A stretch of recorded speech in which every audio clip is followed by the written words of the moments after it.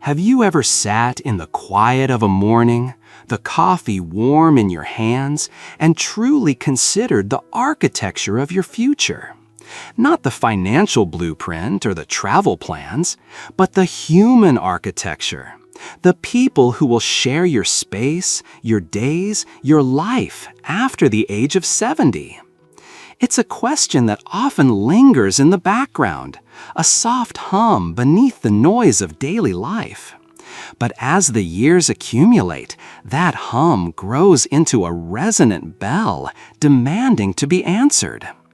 The choice may seem simple, a matter of convenience or tradition, but in reality, it is one of the most consequential decisions you will ever make, capable of shaping the entire final act of your life. At this stage, every decision carries a different weight, a greater gravity. Where you live, and more importantly, who you live with, can mean the difference between truly thriving in your golden years or slowly, imperceptibly losing the very essence of your freedom. It's a distinction we see all around us in the lives of our neighbors, our friends, and our own family members. Some people in their 70s and beyond radiate a sense of contentment. They enjoy the warmth of steady companionship, the security of reliable support, and a profound peace of mind that comes from having chosen their environment wisely. Their days are filled with purpose and connection. Others, however, tell a different story. They find themselves ensnared in arrangements that are stressful, isolating, or even emotionally unsafe. These situations, often born from a lack of planning or a reluctance to face difficult conversations, can slowly and silently drain a person's health, their spirit, and their dignity. The stark difference between these two realities rarely comes down to luck. It comes down to making the right choice before circumstances make the choice for you. In our journey together today, we are going to explore 5 distinct types of living arrangements, 5 categories of people you might choose to live with after the age of 70. This is not about abstract theories or cold statistics. This advice is distilled from the lived wisdom of older adults who have walked this path before you, from their triumphs and their regrets. These are the real patterns that gerontologists, family counselors, caregivers, and elders themselves have observed time and time again. By the end of our conversation, you will have a clearer understanding of which people can bring you strength, security, and joy, and which arrangements might quietly place your well-being at rest. I urge you to stay with me until the very end, because the final type of person on this list is the one most often overlooked, yet it possesses the power to make the most significant difference in your future health and happiness. Let's begin this crucial exploration. The first, and for many the most natural-seeming option, is to live with an adult child who genuinely respects your independence. On the surface, this path appears to be the ideal solution. It promises the best of both worlds, the unwavering support of family, combined with the deep comfort of familiar bonds and shared history. But the success of this arrangement hinges entirely on a single, critical variable: choosing the right child. This isn't about favoritism, it's about a pragmatic assessment of personality, lifestyle, and, most importantly, their ability to see you as a whole person, not just an aging parent in need of management. To understand the profound difference this makes, let's imagine 2 women, both 79 years old, living in similar towns in the Midwest. Let's call them Dorothy and Linda. Dorothy, after much thoughtful conversation with her daughter Sarah, decided to move into a newly converted in-law suite in Sarah's home. Sarah welcomed her warmly, not as a guest, but as a valued member of the household. She helped Dorothy set up a private living space with her own small kitchenette and television. Dorothy was included in family meals whenever she wished to be, but Sarah's family also instinctively understood when she needed quiet time to read or speak with her own friends. This arrangement allowed Dorothy to feel safe, loved, and intrinsically part of the family's daily rhythm, all without ever sacrificing her precious sense of control over her own life. Linda's story, however, unfolded differently. She moved in with her son Mark, a man with the best of intentions but a fundamentally flawed approach. Mark viewed his mother's arrival not as a blending of lives, but as the beginning of a new caretaking project. He treated her like a patient instead of a parent. He would make decisions about her diet without asking, schedule her doctor's appointments and only inform her afterwards, and gently criticize her choices, from the shows she watched to the time she went to bed. He saw his actions as loving and protective, but to Linda they felt infantilizing. Over time, she felt her world shrinking, her voice growing quieter. She became dependent and small. Within a year, a striking divergence occurred.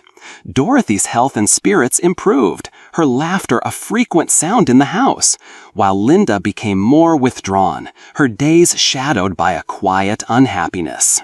The unvarnished truth is that living with a child after 70 can either be a beautiful strengthening of your family bond or a slow, painful erosion of your dignity.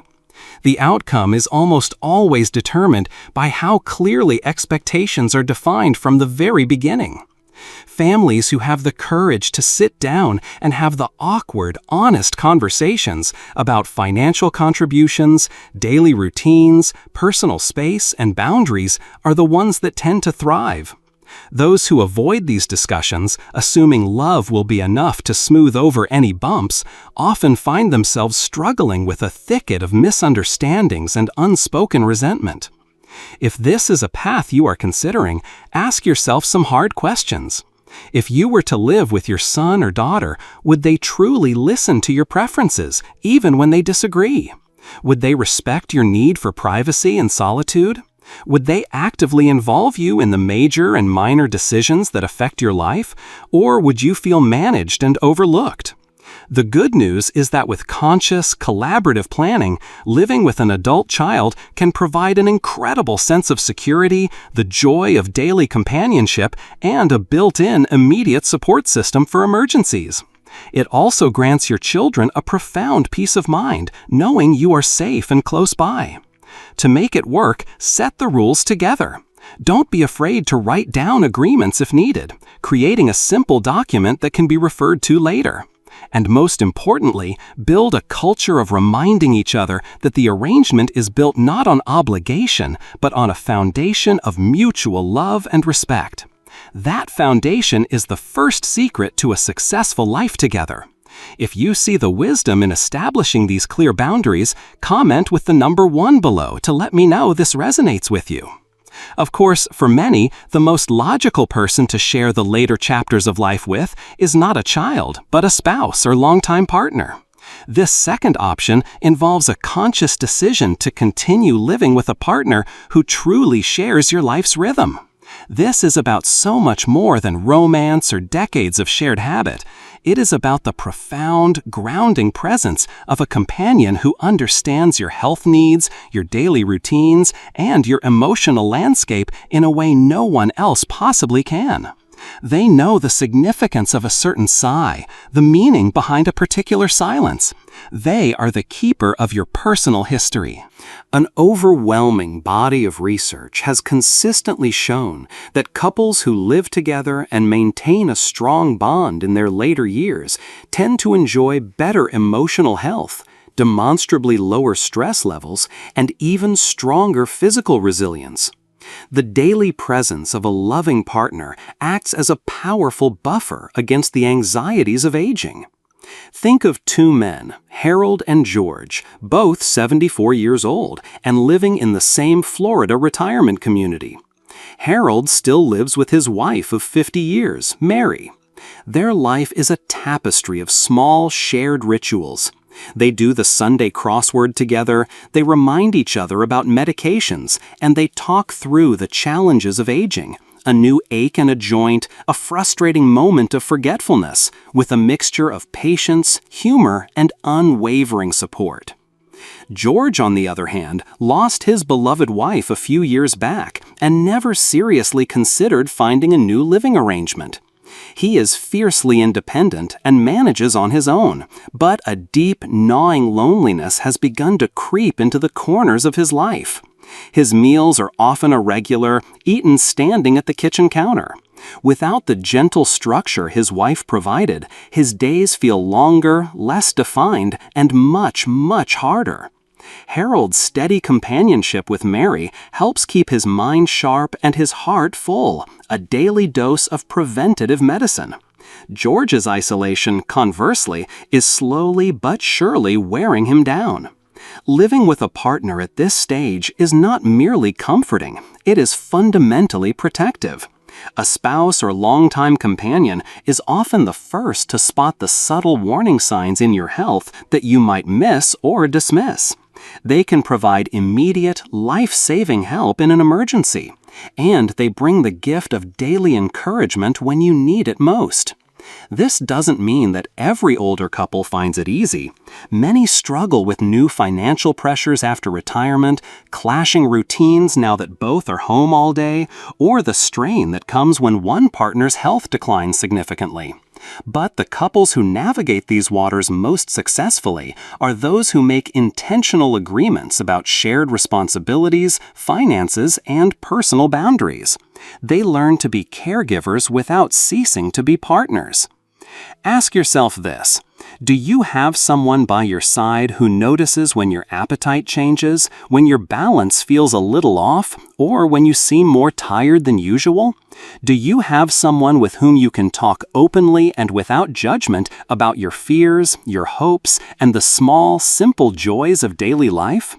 If the answer is yes, then nurturing that relationship and choosing to live with that person may be the most stabilizing and life-affirming choice you can make. The security it provides is immeasurable. If you are still watching and these insights are proving valuable, please let me know by commenting with the number 2 below. And if you haven't done so yet, I encourage you to subscribe to the channel and turn on the notification bell. Your support helps us continue to create meaningful content designed to inform and inspire you on your journey. Now, let's move forward. Not everyone wants to live with family, and tragically, not everyone still has a partner by their side. This reality opens the door to a third, increasingly popular and wonderfully practical option: living with a like-minded friend or peer roommate. To some, this choice may sound unconventional, a throwback to college days. But for a growing number of seniors, it is proving to be one of the wisest and most joyful decisions they can make after 70. It's the Golden Girls model, brought to life, and it works for a reason. Picture 2 men, Charles and Edward, both 72. Charles, after his wife passed away, found his large suburban home in Ohio to be oppressively quiet. He reconnected with his lifelong friend, David, a widower in a similar situation. They decided to pool their resources and share Charles's home. The transformation was immediate. They split the mortgage and utilities, instantly easing their financial burdens. They take turns with household chores, from cooking to yard work, and their days are punctuated by lively conversations that keep them both mentally sharp and engaged. Their easy companionship keeps loneliness at bay and provides a crucial layer of mutual accountability. They gently nudge each other to go for walks or to keep doctor's appointments. Edward, on the other hand, lives alone in a similar quiet house just a few towns over. At first, he relished the solitude and freedom. But as the years passed, the silence began to feel heavy, like a physical weight. Managing his health appointments alone felt overwhelming, and small household problems, like a leaky faucet or a flickering light, became sources of major stress and anxiety. While Charles thrives on the energy of connection and shared support, Edward is being slowly weighed down by the sheer effort of solitary living. Choosing to live with a peer roommate offers far more than just financial relief. It brings the irreplaceable gift of daily human interaction, of laughter, of having someone nearby in case of a fall or a sudden illness. It also subtly encourages healthier habits. When you have a friend who is expecting you for dinner, you are far more likely to prepare a nutritious meal instead of settling for a bowl of cereal. When someone is there to say, "Let's go for a walk," you are more likely to stay active. It builds a positive feedback loop of well-being. If this idea intrigues you, ask yourself, is there someone in your circle of friends who shares your core values, your pace of life, and your deep respect for privacy? Could you imagine creating a household where companionship and mutual support are the guiding principles? The great news is that living with a friend does not mean surrendering your independence. In fact, with clear, upfront agreements about bills, chores, quiet times, and personal boundaries, it can actually strengthen your sense of freedom by removing many of the anxieties of living alone. More and more seniors across America are choosing this path, not because they have to, but because they want to. And for many, it has turned out to be one of the most rewarding and life-enhancing decisions of their later years. Have you ever considered this arrangement for yourself or a loved one? Share your thoughts on this innovative approach in the comments section below. Moving from the family of choice back to the family of origin, we arrive at a fourth, time-honored way to live after 70, joining a multi-generational household. This means living under the same roof with both your children and your grandchildren. To some, the mere thought might feel chaotic or crowded. But for many, this arrangement brings an incredible surge of energy, a renewed sense of purpose, and a deep, anchoring feeling of belonging. It is a model that was once the norm in America and is now seeing a powerful and heartfelt resurgence. Let's consider the stories of Alice and Ruth, both 76. Alice lives in a comfortable in-law suite attached to her daughter's family home in North Carolina. She has her own room, her own bathroom, and her own quiet corner for reading. But she also enjoys the daily symphony of family life. The sound of her grandchildren's laughter echoing from the backyard, the simple pleasure of helping with small tasks like folding laundry, and the warmth of sharing meals at a lively family table. This daily rhythm keeps her spirits high and gives her an invaluable sense of being needed and cherished. Ruth, by contrast, lives alone in a quiet, well-maintained senior apartment in Arizona. Her family visits on weekends and holidays, and while those visits are precious, the silence that descends after they leave is often deafening. She misses the casual, unplanned interactions, the warmth of impromptu family dinners, and the feeling of being part of the daily, messy, beautiful flow of life. While Alice feels energized and connected, a vital part of a thriving ecosystem, Ruth often feels forgotten and, with each passing year, increasingly fragile. Living in a multi-generational household has been shown to strengthen not only the elder, but the entire family unit. The benefits cascade through the generations. Children grow up with a direct connection to their heritage, absorbing stories, traditions, and the irreplaceable guidance that only a grandparent can provide. Parents, often part of the sandwich generation, feel supported in the monumental task of raising their children. And the elders benefit from the daily activity and engagement that keeps their minds sharp and their hearts full. The absolute key to making this work, however, is balance. It is not about sacrificing one generation for another. It is about creating a harmonious whole. Elders absolutely need their own private space for rest and autonomy. And the entire family must agree on clear boundaries so that no one feels overwhelmed or taken for granted. Grandma is there to be a grandmother, not a full-time unpaid nanny. The arrangement must be one of mutual benefit and respect. So, ask yourself, Would living with your children and grandchildren bring you the joy of constant connection while still allowing you the peace and privacy you need? Could you find a way to share your wisdom and contribute to the household with light duties without feeling overburdened? The wonderful news is that when it is approached with mutual respect and careful planning, multi-generational living can be a powerful antidote to loneliness. It keeps family traditions alive and offers a robust safety net of daily care. It can also ease the financial stress for everyone in the household. Most importantly, it transforms aging from a solitary struggle into a shared journey. If you've been a part of a multi-generational family and have seen its beauty, please comment with the number 4 below and let me know you're here.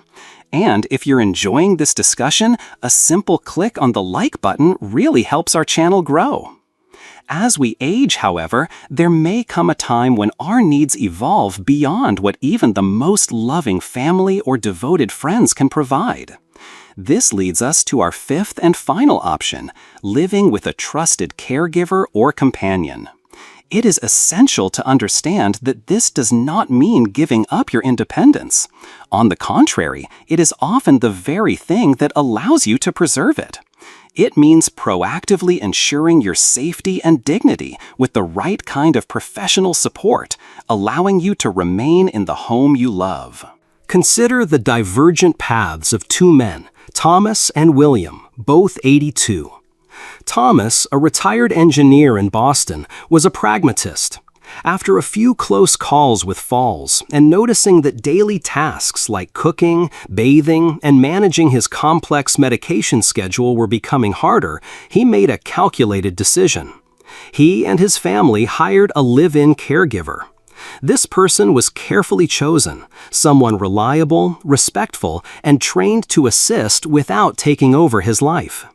With this support system in place, Thomas remained in his beloved home of 40 years.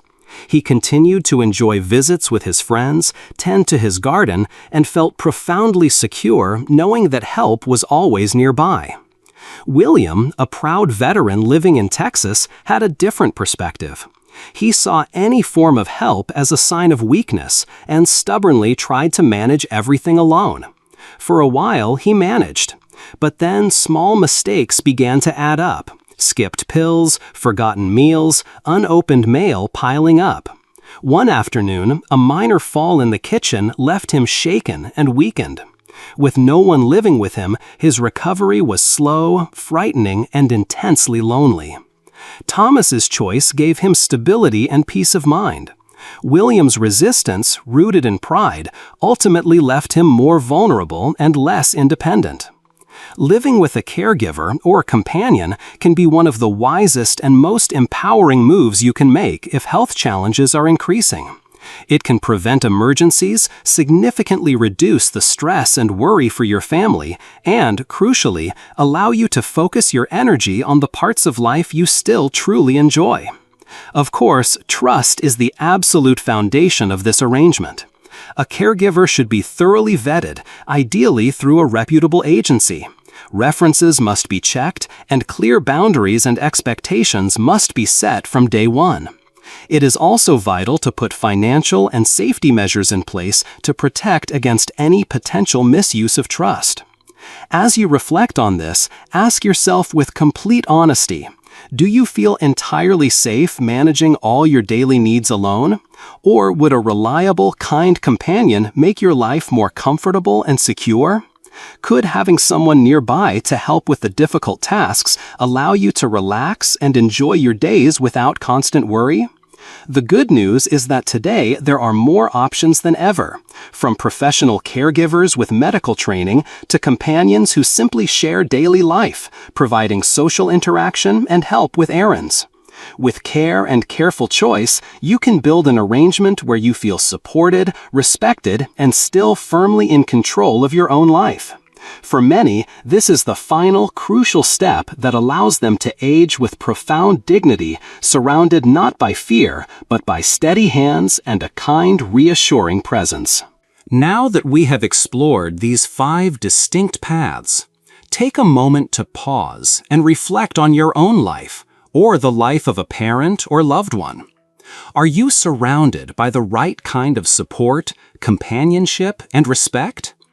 Or do you feel the subtle, creeping weight of loneliness and uncertainty? The truth is, the choice of who you live with is one of the most powerful decisions you can make in the later stages of life.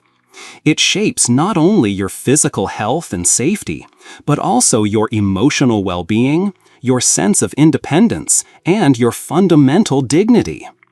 The encouraging news is that none of these options are set in stone. Life is fluid, and our needs change. Whether your ideal situation involves a spouse, an adult child, a trusted friend, a bustling multi-generational family, or a professional caregiver, you have the power to make adjustments that better fit your needs today and your vision for tomorrow. Think carefully and deeply about what matters most to you. Do you value the energy of companionship above all else? Do you require steady, reliable medical support? Do you long to feel the joy of children's laughter filling your home? Or do you crave the quiet, steady rhythm of a partner's company? There is no single right answer, no one-size-fits-all solution. There is only the choice that gives you peace of mind and allows you to live with confidence and grace. Your future is not defined by how many years you have left, but by how you choose to live them. With the right living arrangement, you can protect your health, preserve your independence, and continue to bring your unique joy and wisdom to those around you. Your later years are not a waiting room. They are a library filled with a lifetime of stories, and you are the head librarian. Thank you for joining me on this important journey today. We would love to hear from you. Please leave a comment below and share one thing you learned or one insight that resonated most deeply with you, and how you might plan to use it in your life. Your thoughts and experiences are incredibly important to us and to this community, so please don't hesitate to share them. Reading your comments gives us great motivation and encouragement. If you enjoyed this video and found it helpful, please show your support by giving it a like, subscribing to our channel, and sharing it with someone who might benefit from this conversation. Your support helps us continue creating good, thoughtful content designed to inform and inspire. Thank you for watching, and we look forward to seeing you in the next video.